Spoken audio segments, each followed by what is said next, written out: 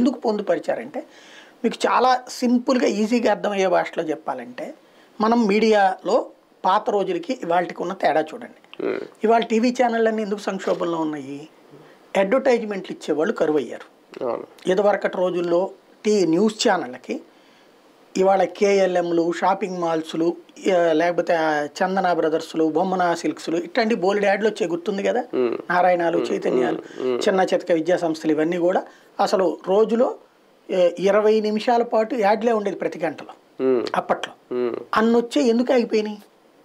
బేసిక్గా ఐడియా ఉందా?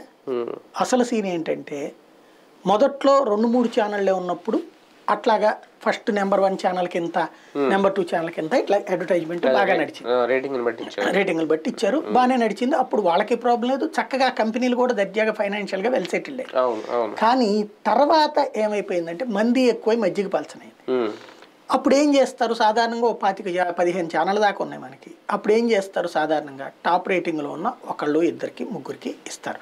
వాళ్ళ ఆర్థిక స్తోమతను బట్టి 10 లక్షలు ఇవ్వాలనుకున్నప్పుడు 3 ఇస్తారు, 5 లక్షలు ఇవ్వాలనుకున్నప్పుడు 2 ఇస్తారు, 2 లక్షలు అనుకున్నప్పుడు ఫస్ట్ వాడికి ఇస్తారు. ఇప్పుడు ఏమైపోతుంది? ఈ కింద ఇప్పుడు కొత్తగా